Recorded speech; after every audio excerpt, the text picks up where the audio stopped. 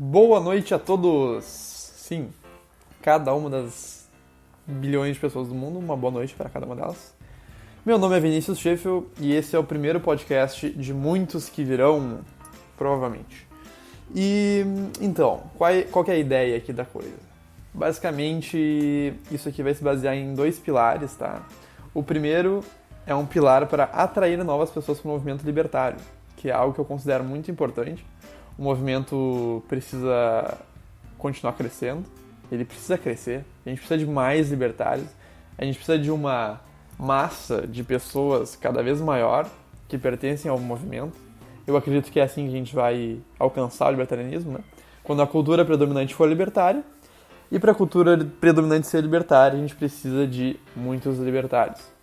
Claro, não precisa ser a cultura do mundo libertário, a gente precisa de pelo menos uma área, um espaço, onde exista um volume considerável para que isso realmente cause um impacto e as coisas aconteçam. Né?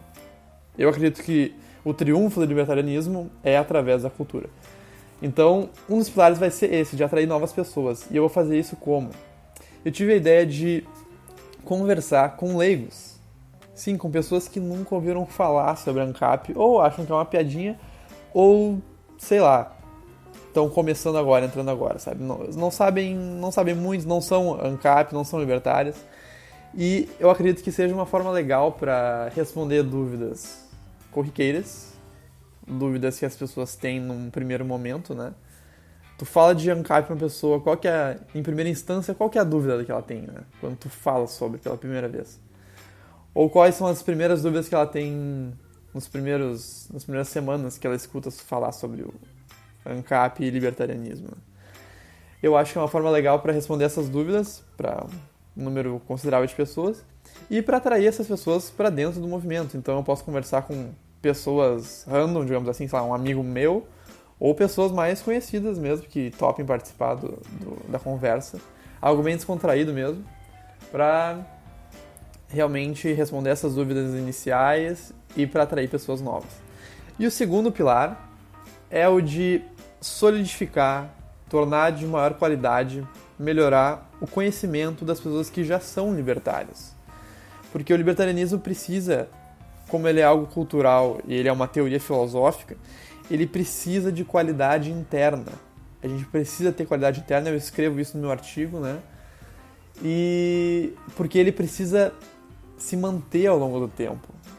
E se as pessoas não defenderem a ideia correta, ele vai começar a se desvirtuar, vai começar a existir várias correntes de libertarianismo, sendo que a premissa libertária é uma só.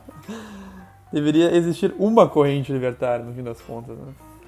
E então eu acredito que seja muito, muito importante tornar a qualidade do conhecimento das pessoas já libertárias maior. E eu vou fazer isso tentando passar para vocês de forma correta, coesa, aquilo que eu já sei. E aquilo que eu não sei, eu vou ser humilde e falar, olha, não sei, não estudei isso.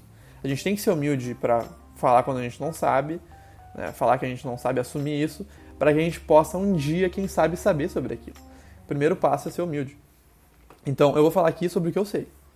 Sobre o que eu não sei, eu deixarei para outras pessoas falarem. Então, eu não vou, como diriam os iluministas lá, os neo-iluministas, palpitar sobre alguma coisa. Não pretendo fazer isso.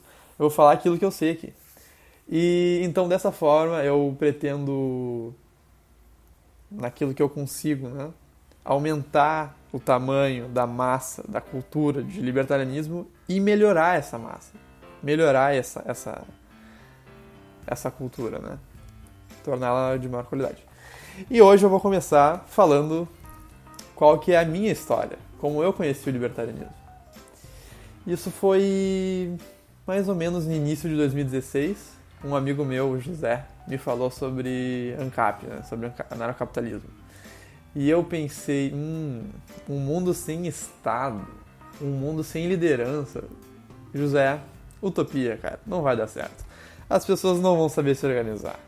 Não tem como. As pessoas precisam de um líder, cara. As pessoas sempre buscam e precisam de um líder. Tu pode ver isso numa família, tu pode ver isso numa escola, tu pode ver isso numa turma, tu pode ver isso numa empresa. Sempre tende a existir líderes e nós precisamos de líderes supremos. A gente precisa do Estado. É normal, uma vida inteira aprendendo isso. Na escola tu aprende que o Estado somos nós, a gente precisa ser liderado. Mas é que tem uma grande diferença entre líderes e o que é o Estado. Líderes são muito importantes, realmente eu acredito que a humanidade precisa de líderes. Porque o líder é uma pessoa com certos atributos. O que define um líder? O líder é o cara que tem visão, atitude, ele age na hora certa, ele pensa no próximo, ele talvez pense no melhor para o grupo em certos momentos quando é preciso, né? Ele tem honra, integridade, uma série de qualidades que as pessoas percebem nele, ele inspira isso e as pessoas consentem em que ele é o líder. Claro, podem existir até mais de um líder, não tem problema, num certo grupo, mas as pessoas voluntariamente percebem aquela pessoa como líder. O Estado não é isso. O Estado são pessoas de forma compulsória te obrigando a fazer coisas. Tu não reconheceu o Estado em nenhum momento. Tu pode até reconhecer, mas em geral as pessoas não reconhecem. E então existe uma grande diferença, né, que é o consentimento. Então eu falei pra ele, José, é uma utopia, não vai funcionar, porque as pessoas precisam ter um líder. Esse foi o meu primeiro estágio. E aí eu comecei a estudar um pouco mais, porque eu fiquei curioso, né? Peraí, um mundo sem Estado? Como assim, cara? Que ideia maluca é essa? Mas peraí, eu tô um pouco curioso, vamos dar uma olhadinha então. Aí eu conheci o Hyde, canal do Rafael Lima, e ele que foi o segundo, né? O José me introduziu, o Hyde me tornou um libertário de fato, porque através do Hyde eu percebi que na verdade aquilo que eu pensava estava errado. Era uma construção que fizeram na minha cabeça, né, através de um processo colossal de conhecimentos falando sobre aquilo, né, que na verdade estavam errados. E eu percebi que na verdade não, calma aí. Talvez não seja necessário. E aí eu parei no último pilar que me impediu de me tornar um libertário, né, depois de uns 4 meses estudando o libertarianismo, o anarcocapitalismo, que foi como ficariam os pobres. Aquilo me prendeu por mais uns 3 meses. Como ficariam os pobres sem o Estado? Eles vão morrer de fome. Ninguém vai ajudar eles. O que vai acontecer com os pobres?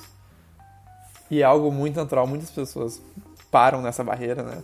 O que vai acontecer com quem não tem dinheiro para contratar uma empresa privada? E aí, tu estuda mais um pouco.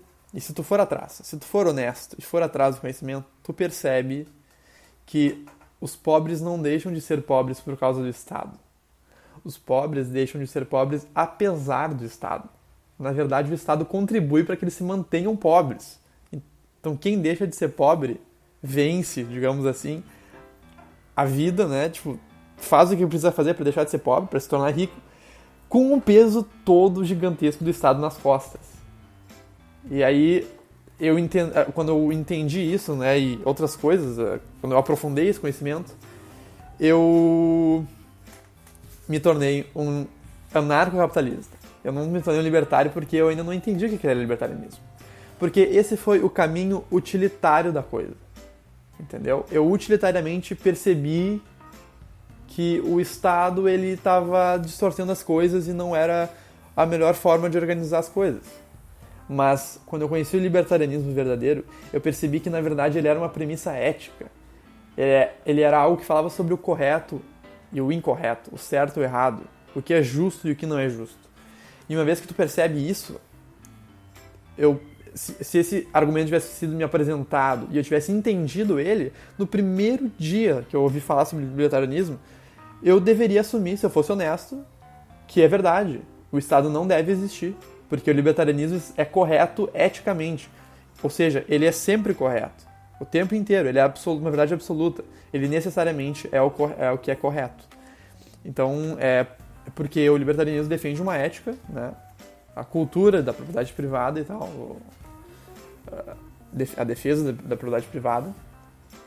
E dessa forma, a gente pode concluir que o Estado, na verdade, não deve não existir porque ele é pior. Ele não deve existir porque ele é um agressor. Ele é um crime. As pessoas que compõem o Estado, que fazem essas ações criminosas, são criminosas, entendeu? Então, as ações delas não podem ser justificadas. E uma vez que eu comecei a estudar sobre isso, eu me deslumbrei, porque é simplesmente fascinante tu entender como o mundo deveria funcionar. né? Como as coisas deveriam ser, como as pessoas deveriam se respeitar. Mas tirando isso, o libertarianismo tem eu vejo um potencial muito grande no libertarianismo, né?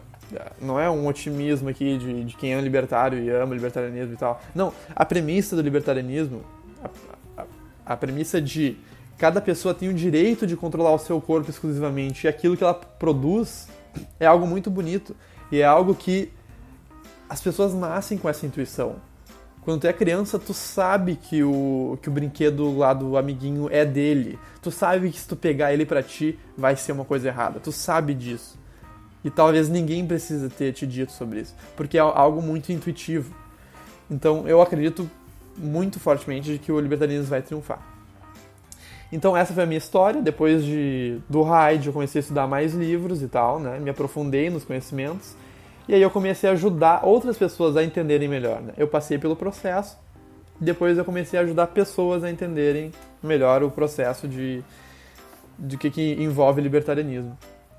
E é o que eu pretendo fazer aqui no meu canal de podcast, que é ajudar as pessoas a entrarem nesse mundo do justo, do libertarianismo, né, do que é correto, e se aprofundarem também, se elas quiserem, sobre os conhecimentos necessários para entender isso. Então é isso por hoje. Muito obrigado por quem curtiu e até a próxima.